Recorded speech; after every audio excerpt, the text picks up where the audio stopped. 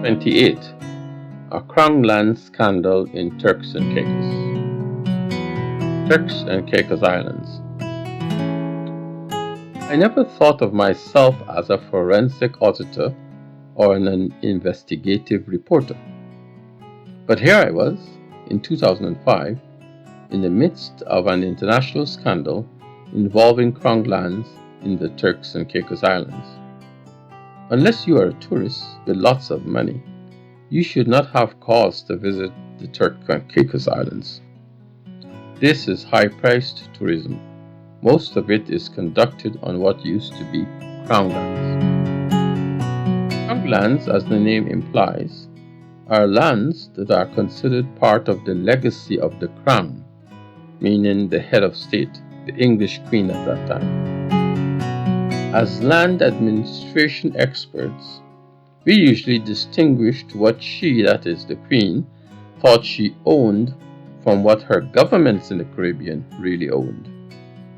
The former is referred to as Crown lands, the latter as state lands.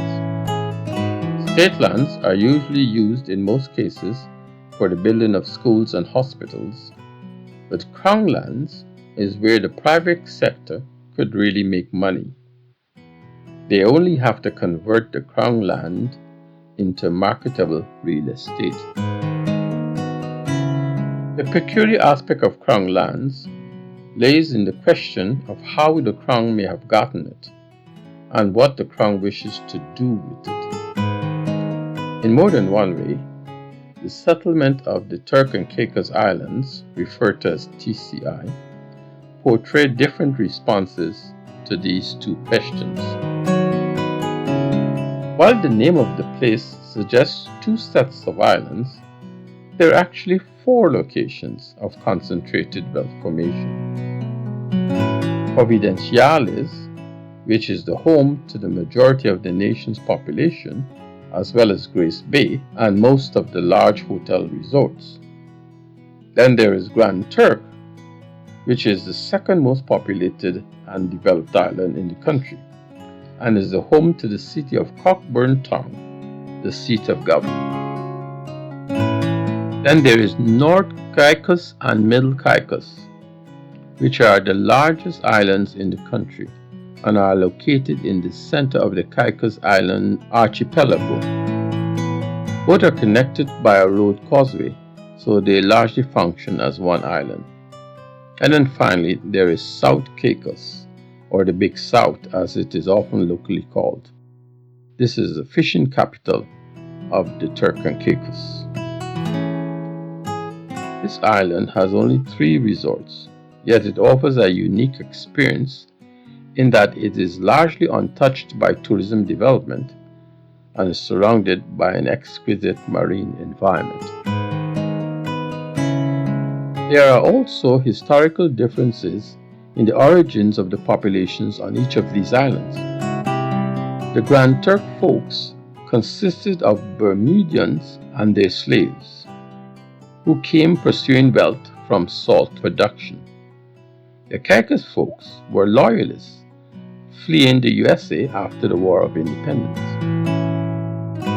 In my early introduction to this place by other West Indians who had taken up residence in TCI, they would normally give you this description. Just look at the half-inch thick telephone directory and you will find that it reflects their heritage, with long listings under such names as Ashwood, Butterfield, Forbes, Lightburn, Stubbs, and Williams. This was a place in which you can expect to get directions that would typically say Behind Glass Shack, or Airport Road, or just simply Providenciales. However, Turks and Caicos had another problem, or at least they thought they did. There was an expanding immigrant population comprising Haitians, Dominicans, and Cubans at the lower round, and Canadians and Americans at the higher level on the welcome ladder. This immigration issue fueled the preeminence of the concepts of belongers and non-belongers. The original TOR, which spurred my interest, was a long message. First, it was a call for an expert to examine current Crown land policy and practice, taking into account the analysis and recommendations in some report on Crown land by the Chief Auditor.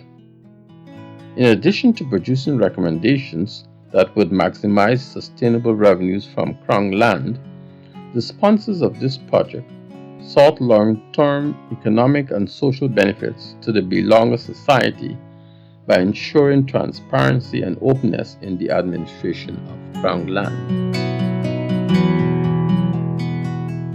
Tensions rise on the home front.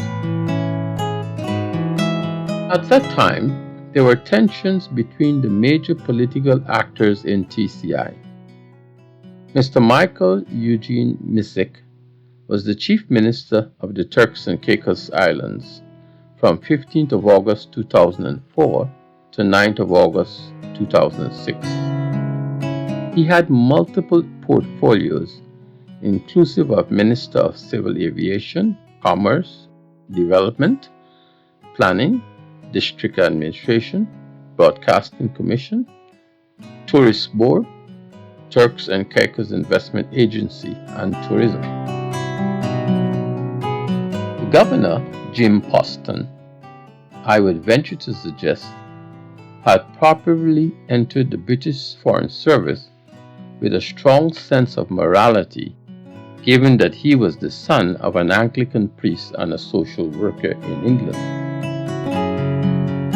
The sleeper in this controversy, however, was this Chief Auditor, Mr. Ian Fuller, also an Englishman and a whistleblower on Crown land distribution. There was a fourth rather elusive player called the Turks and Caicos Investment Agency, which was an independent agency created in 1994 to encourage sustainable economic growth in TCI. Its bait to attract new offshore investment and encourage entrepreneurial spirit among the local belonger population was to treat Crown lands as prized real estate. The chairman of this unit was Mr. Ariel Misick, brother to the Chief Minister.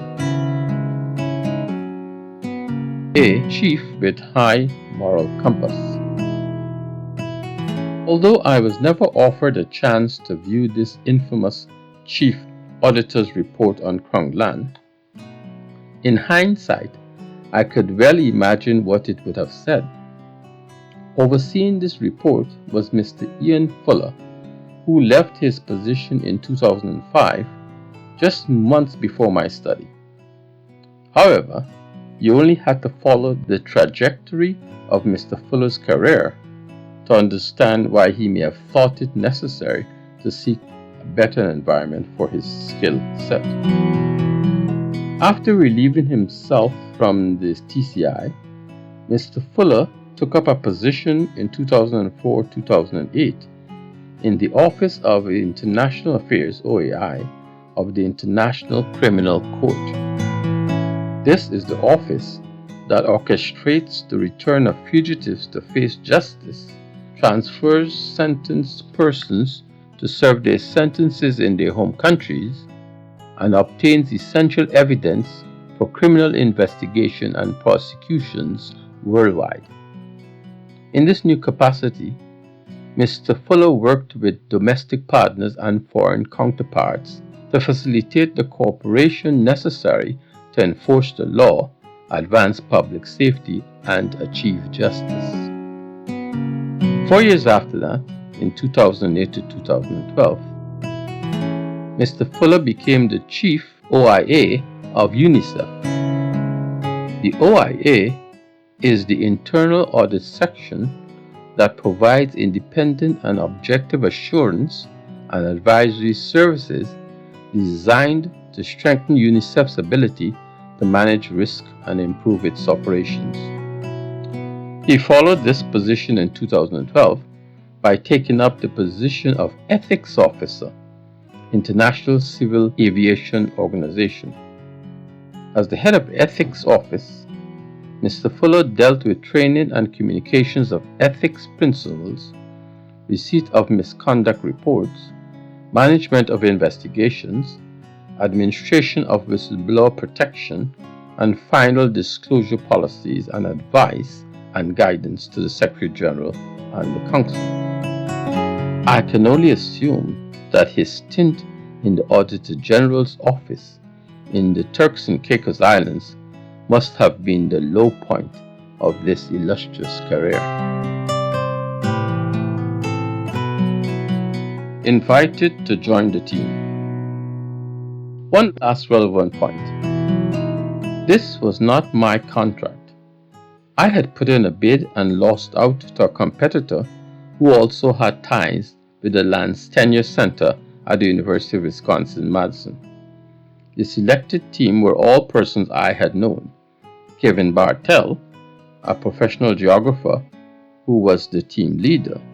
He had actually designed the loop app for the Bahamas in 2004.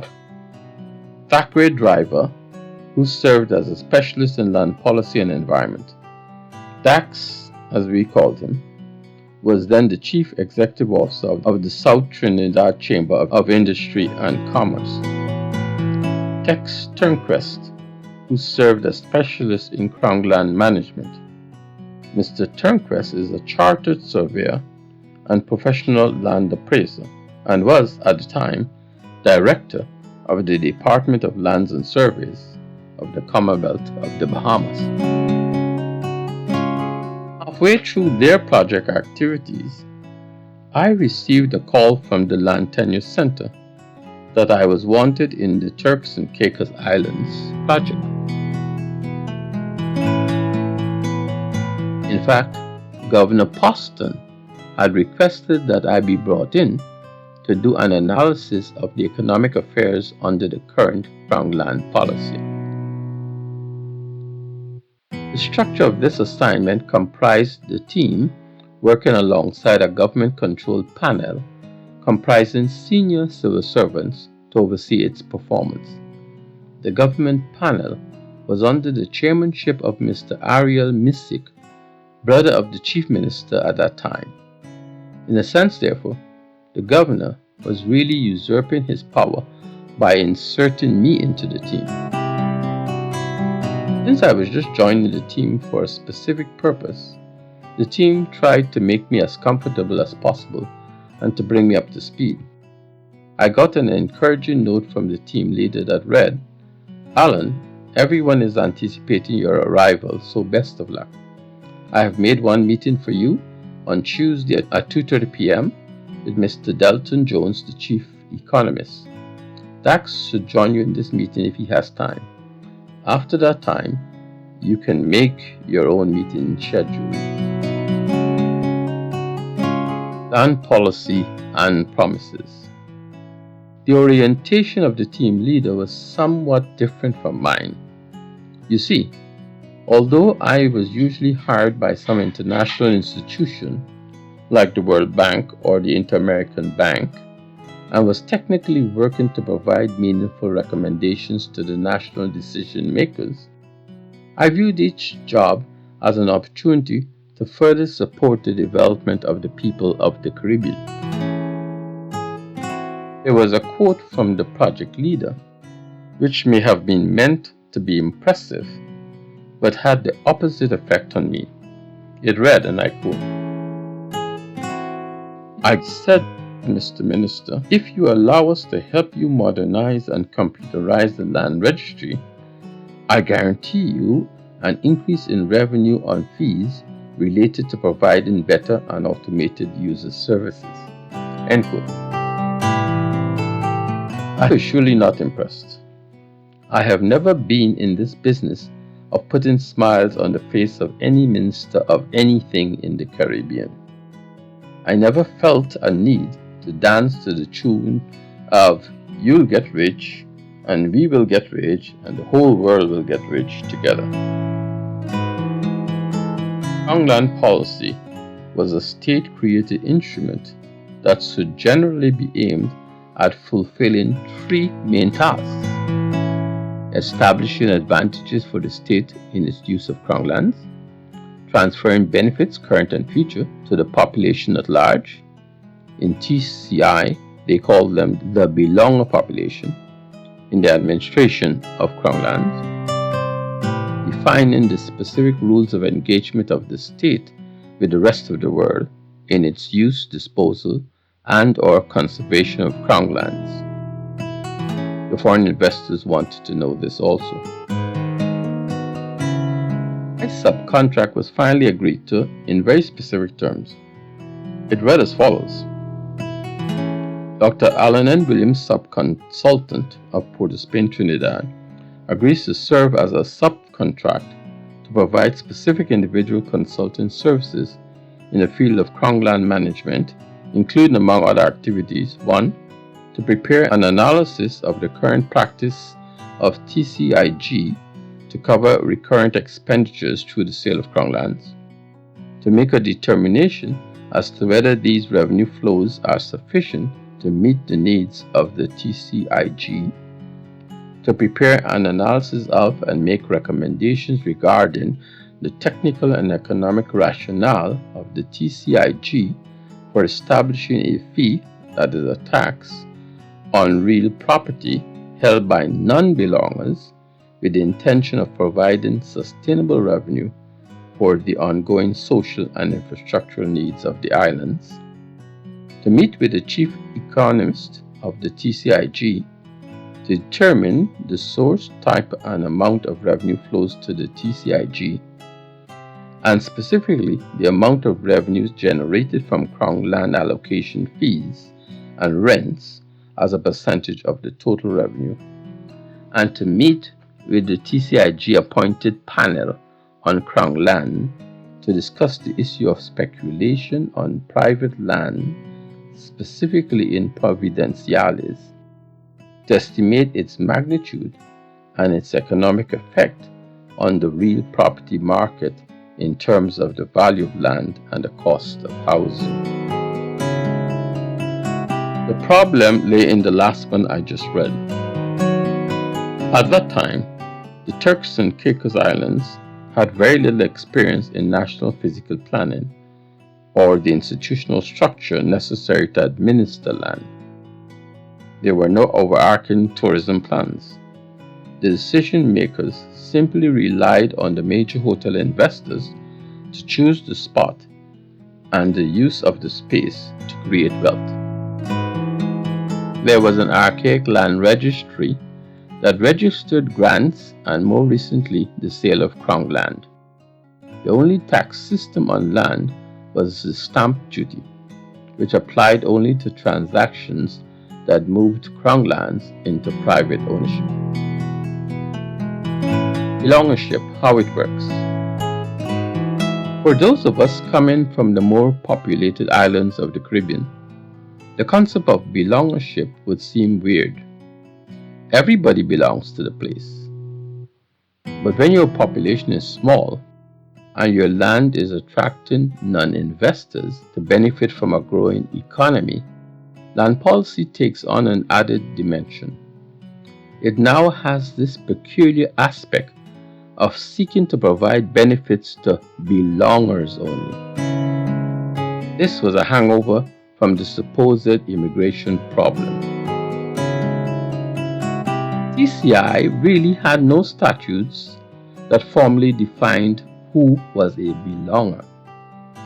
It was standard knowledge that this term was used in reference to persons who had obvious established linkages in long-term residency in the place. It was not a class of citizenship.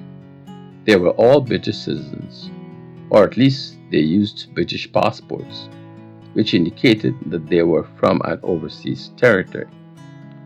Once your family was not part of the TCI community in long standing, you couldn't claim belongship here. The closest thing I found that looked like a workable definition was in the Immigration Ordinance amended in 1993.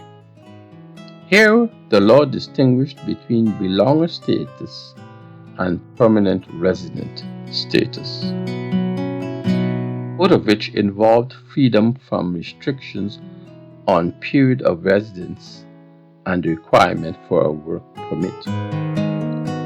Persons having belonger status, including those who were born in TCI, having a parent who is a belonger, or born outside TCI, having a parent and a grandparent who were belongers. The only exception was for those who had received such status by a grant from the governor or through marriage to a belonger. This would not have mattered except for the fact that in respect to land, belongers had some real advantages. The impression was given that the belongership concept was designed to address the issue of equity as an objective of TCI land policy. In April 2004, the preference towards belongers in land policy was detailed in a press release that stated with respect to residential Crown lands that belongers are entitled to one piece of residential Crown land per island, but not after a home on another island has been completely constructed. And belongers are to pay 25% of the open market value of Crown lands. My big task was to deal with the belonger conditions in respect to the sale and purchase of Crown land for commercial purposes. They were: 1. No Crown land for commercial purposes will be given unless a belonger has a 51% in the equity that is given the land. The belonger shall pay no more than 50% of the open market value of the land and a maximum of 25% of the value per acre in the other islands, with exception of providenciales. In the event that the belonger sells his or her interest in the land to a non-belonger before 10 years, he or she would have to pay the Turks and Caicos Island government, TCIG, the balance of the open market value of the land at the time of the original transaction. To put it another way, the land policy made it appear as if belongers had all the advantages in accessing Crown lands in TCI, but it was not that simple. Unknown to us, well, at least to me, at that time, there were already schemes through which belongership was being used to turn a hefty profit on the purchase of Crown lands by foreigners. Why such a hostile reception? When I arrived in TCI, the main team had already tabled some recommendations with the government and were being surprised at the level of the pushback. One of the measures was to make the bidding for Crown land more competitive. The panel had responded that the Chief Minister did not want belongers competing against other belongers for Crown land. My colleague asked, "Is this in reference to residential land, or does this include large-scale commercial developments?" No answer was tendered at that time. The situation had broken into full hostility at that time of asking. When a consulting team receives a hostile reaction, it normally seeks to diffuse it fast, because this could be a sign of more trouble to come. The team interpreted this hostility as being directed at me and not necessarily at the team. This would not have been uncommon, as this was a period in Caribbean consultancy when, if you were black, native, and appeared as a member of the team of white professionals, the local officials tended to treat you with some level of hostility. Maybe they assumed that, as a native West Indian, I would have easier access to the underlying truth than the white folks. I suspected that reason as a minor cause of my treatment. Hints of a scam. This land policy review was beginning to look more like a smoke screen than a policy initiative, and I felt convinced of this after 3 events. The first and only time I appeared before the government's panel, the chairman used my presentation to attack my very presence in the island as an unwanted addition to the team. He was so hostile that not only did he prohibit me from presenting my case, but made it clear that I was unwelcomed in his presence. In fact, he kept saying that he knew exactly why I was brought in, and that would be the last time I would have an audience with this panel. Now, the chairman was Mr. Ariel Misik, brother to the chief minister, and he seemed to have had knowledge of another unscheduled meeting I had had earlier that morning, which was the second event.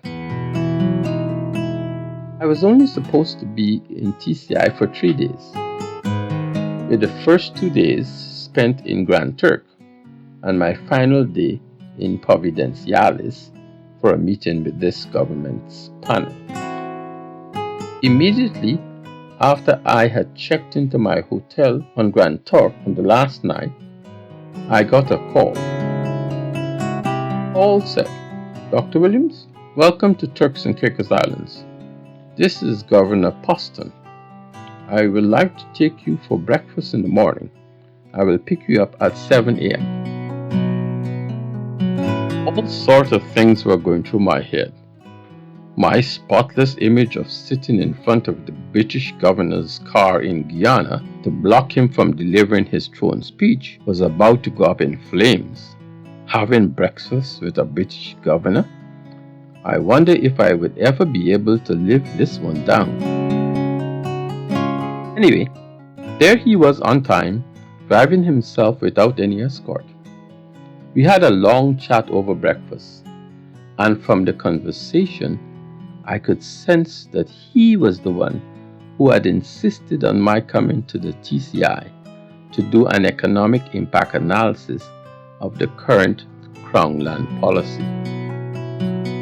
After breakfast, we had a short walk along the beach, during which time he pointed out the multi-million-dollar hotel resorts which had been built on Crown lands and were valued very low at the time of sale.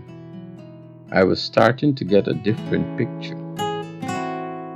The other part of the picture was in the head of the chairman of the government panel. He saw me as part of an unofficial probe into a corrupt scheme using Crown land policy to earn millions of dollars for some officials, so he prematurely drew his sword in defense. My entire encounter with the governor had obviously been leaked to the government, and the battle lines had been drawn. This was not going to end well. There have been few times that I was involved in a consultancy in which I felt that it had nothing to do with the development of people in the Caribbean. I was there to try to use Crown land policy to increase the revenue stream available to those in government. At the same time, the architects of that policy were usurping the potential it was giving them to increase the revenue stream that flowed to themselves. The scam was this. Turks and Caicos Island policy was that Crown lands could only be sold for commercial use if locals, that is belongers, had 51% of the share capital of the company. Belongers, fronting for huge capital interests, would obtain the permit at a low price and then do one of two things: flip the land to the real investors at a huge profit to themselves, relinquishing all of their claims, or alternatively, sell the majority of their shareholding once the deal was consummated, making a windfall in the process. What actually followed our Land Tenure Center's consultancy was an inquiry into these corrupt practices which represented Crown Land administration, up to and including our departure. All of this finally came to light in a commission of inquiry 3 years later, in 2008. The face of corruption. The British do not have any laws to effectively deal with high-level white-collar crime. What they do is to appoint a commission of inquiry and hope that its findings will provide the basis for a pursuit of criminal charges against someone. It is equivalent to the grand jury process in the United States, in which an indictment could lead to a criminal prosecution. The Commission of Inquiry 2008 to 2009, led by Sir Robin Auld, did its work and reported that one of the factors contributing to the moral government and financial decline in TCI was, I quote, the power of politics in the mix of public decision-making and commercial activity, and willingness of overseas developers and other investors to exploit that power for their own purposes, end quote. Sorry I do not have the command of the mother tongue to put it in such diplomatic terms as to be acceptable in a consultant's report. The Commission's recommendations was statutory reform of the system for administration and disposal of Crown land in the form of a Crown Land Ordinance already partly in draft, so as to remove or severely reduce the scope of corruption and loss without appropriate return to the territory's most valuable assets. Following the recommendations of Sir Robin Auld's Commission of Inquiry, a Special Investigation and Prosecution Team, SIPT, was set up to look into allegations of corruption at the highest levels of government in Turks and Caicos. It was at this SIPT trial in 2016 that some of these revelations came to light. Here is the drama as was told by persons who actually wrote the Chief Auditor's report on Crown lands in 2005. That was the report that the Governor had inserted in my scope of work that I should consult. I never saw the document at that time. The infamous Chief Auditor's report was actually written by Martin Robinson, Acting Chief Auditor. He described his appointment to this job in a very interesting way. Quote, I was asked to audit Crown Land Policy CLP because I was only going to be in the Turks and Caicos Islands for a few months, and it was considered to be too sensitive a project for anyone else who was going to be in the post for a longer period. Mr. Robinson pointed out that he carried out a value for money audit, not a forensic audit. This was not an audit designed to look at criminal wrongdoing.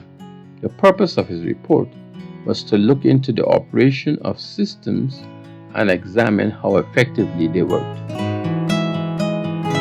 Martin Robinson became team manager of a team of about 8 persons because Cynthia Kravis, his predecessor, thought it was unwise to conduct such a high-profile and sensitive assignment which, if undertaken by any more permanent appointee, might result in there being a breakdown in relationship between the local politicians and the civil servants. Mr. Robinson had identified the speculative nature of Crown land transactions.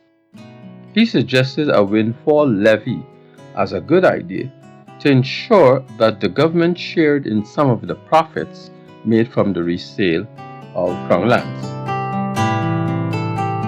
In his testimony, he pointed out some of the major shortcomings.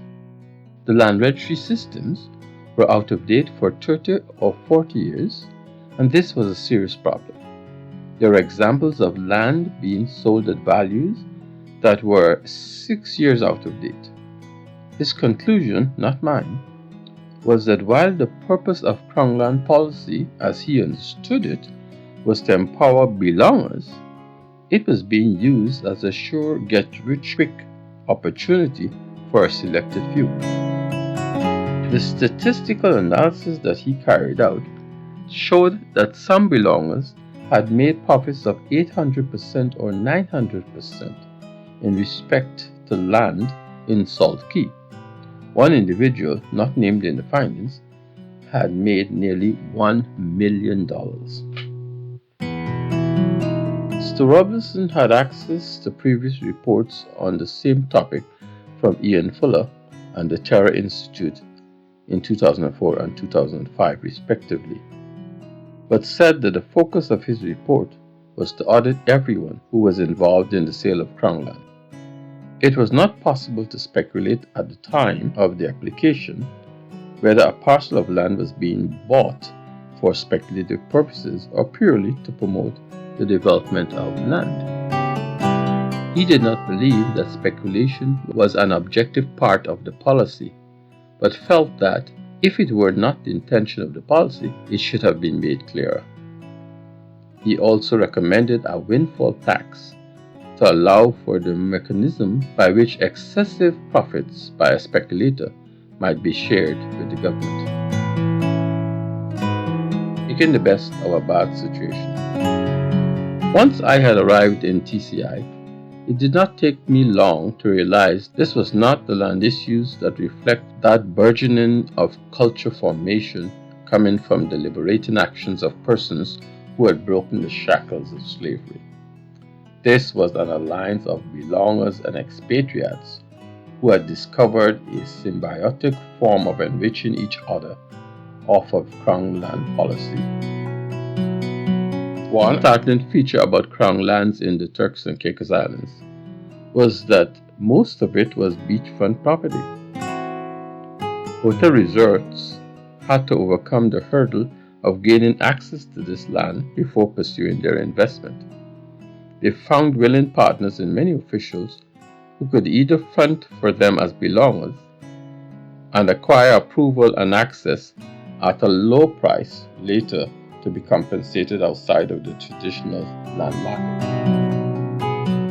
In my report, I resorted to all of the tricks in my kit of a professional economist. One, a split rate tax levied on the original value of the land at the initial transfer, and the other on the appreciation that reoccurred in the value since that time. 2. Business categorization by type and the level of capitalization, giving me belongers only, belonger expatriate joint venture, open investors. This way, I can focus on belonger expatriate group. 3. Social infrastructure fee, which was a recurring tax on the value of land based on the concept of concurrency.